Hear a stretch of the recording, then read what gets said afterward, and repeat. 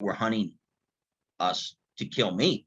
And we got their radio intercept, by the way. It was kill the American, kill Mike Tucker, right? So they knew my name. Burmese Army knew my name, and they knew I was there, right? How did they get that information? Hey.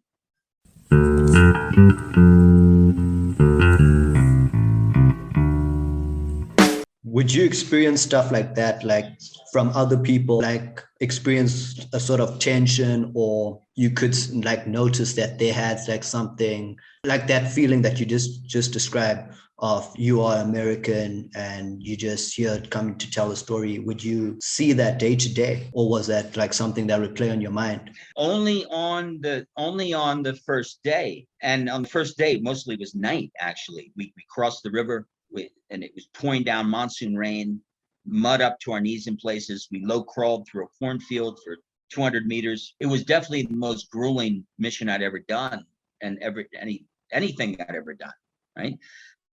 But on that first day, I could feel the standoffishness, and you have to read people, and I could read it in their eyes.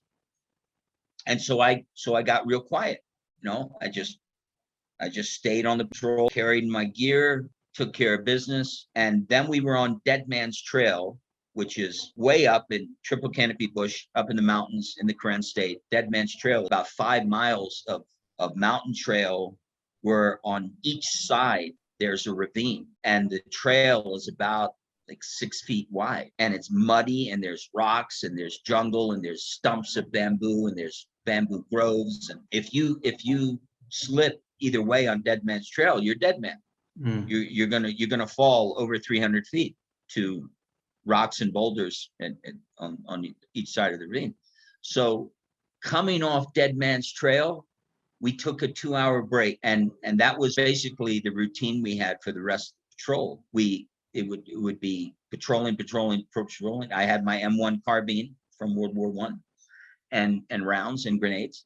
And then 2-hour break once every 24 hours. We were moving. And that first night when we hit our jungle bivouac, none of us had sleeping bags, because the way that the KNLA fight is, you just sleep right down on the ground, period. You just drop and go to sleep. So you're not carrying that extra weight of a sleeping bag. And pouring down rain, lying on my side, falling asleep. And about an hour and a half later, I woke up and I looked, and there was a python. It was a good 18 feet long python, wrapped around a tree branch about 20 feet away from me. And between me and that python were 3 KNLA guerrilla fighters. Meanwhile, there was a guard with his back to me. We had set out our guards for the night.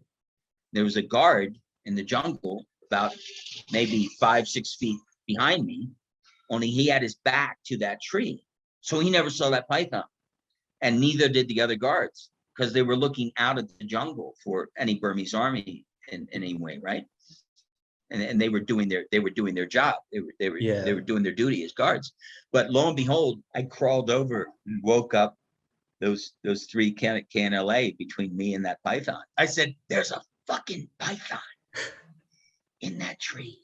It was my voice was lower than this. I mean, it's really whispering. "There's a fucking python in that tree.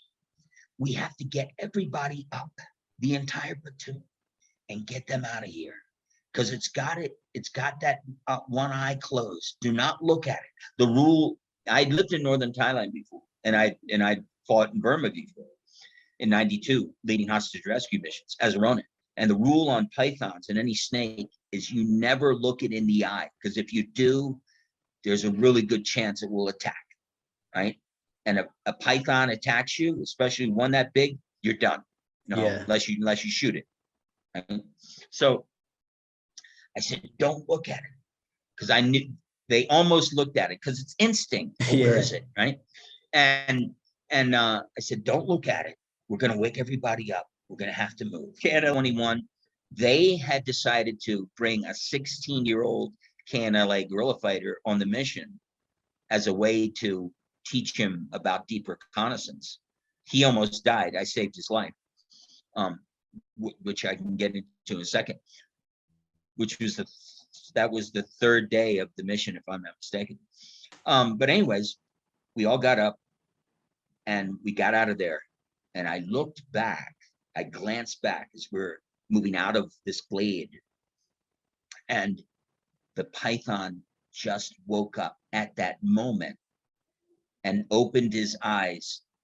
And he didn't look at me, but he was looking where we had been. Okay.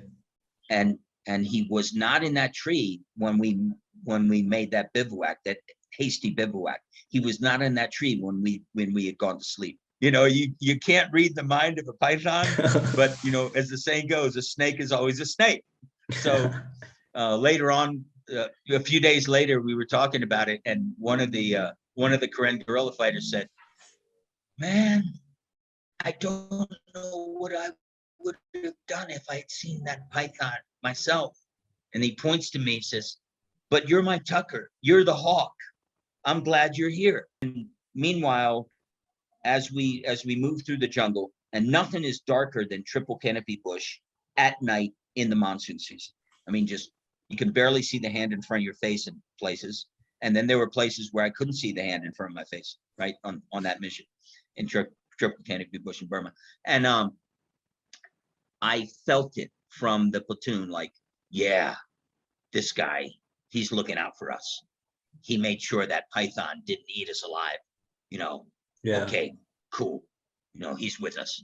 So the rest of the mission was like that. But then, especially after I saved that point man's life, he went down hard on a hill as we were in the escape and evasion part of that whole mission, and we were jogging to gain as much ground as we could on both battalions of Burmese army that were hunting us to kill me.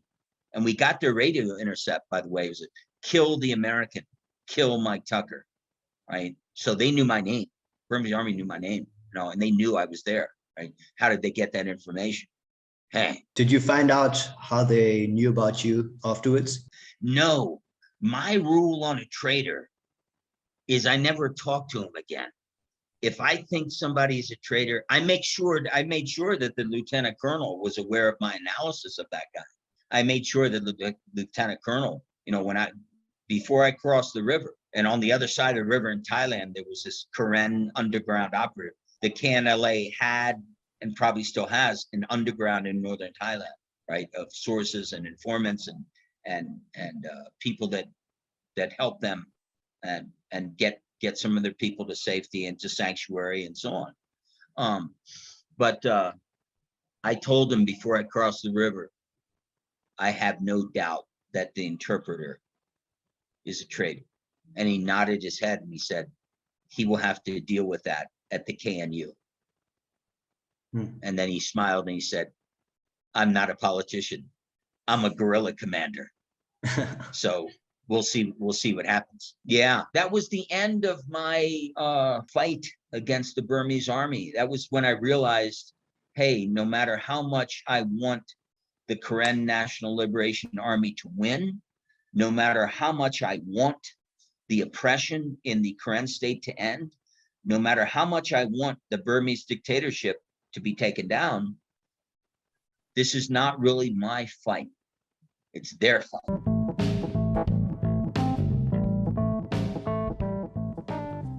Catch full episodes of Enter the Muse on Spotify, Anchor FM, and Apple Podcasts.